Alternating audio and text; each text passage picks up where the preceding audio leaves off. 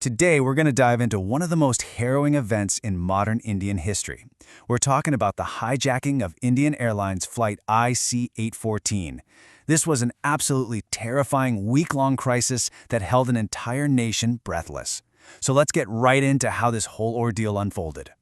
First, I want you to look at this number, 191.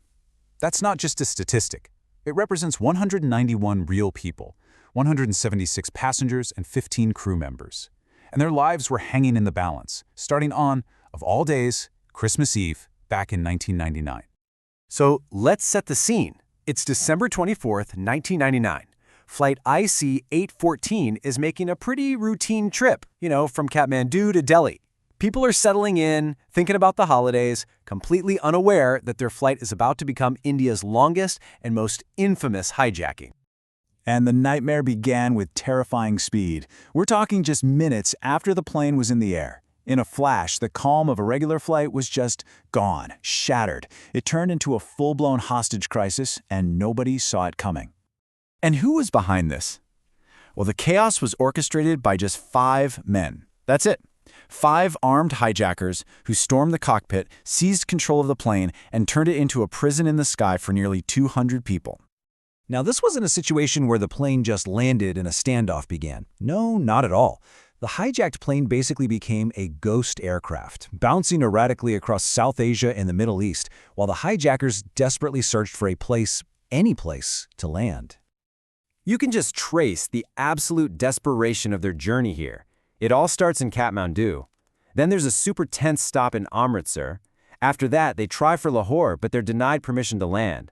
Then it's on to Dubai for a quick fuel stop before finally touching down in Kandahar, Afghanistan, which, at the time, was under Taliban control. And amidst all this chaos, the threat of violence became horrifically real.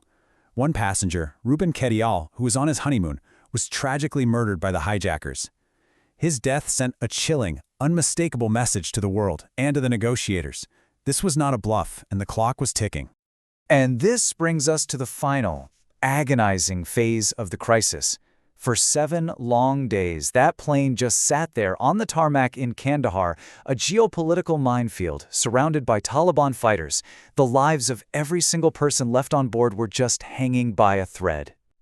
So the big question is, what did they want? What was all of this for?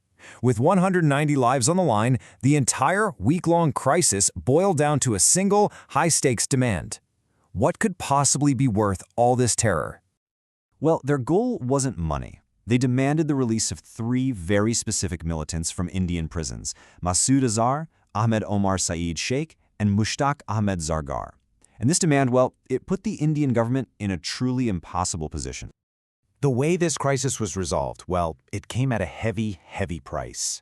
The decision that was made on that tarmac in Kandahar wouldn't just end the hijacking. It would create ripples, shockwaves really, that we are still feeling today.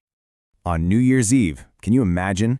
With immense public pressure building and the hostages' lives on the line, the government made the choice. They agreed. The 3 terrorists were flown to Kandahar and set free, and that brought the 7-day ordeal to a close.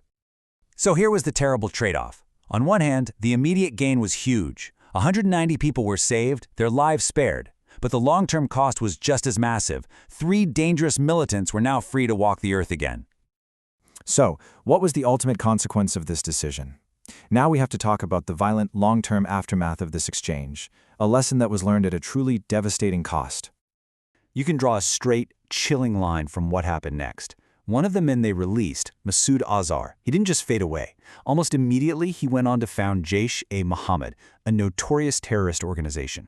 So the exchange didn't just free a man, it basically enabled the creation of a whole new terror network. And the legacy of that network?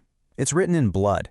Jaish-e-Mohammed would later be linked to some of the most devastating attacks on Indian soil, including the 2001 attack on India's parliament, and, more recently, the 2019 Pulwama attack. The price of that release was paid over and over again for years to come. So when you look back at it, the IC-814 hijacking was so much more than just a news story. It was a seismic event. It forced a complete overhaul of India's anti-hijacking protocols, and it fundamentally reshaped the country's entire approach to national security.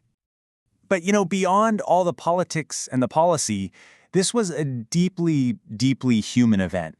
And it's a powerful reminder that for those 191 people on board, history wasn't some abstract idea in a book. It was the terrifying, uncertain space between one breath and the next.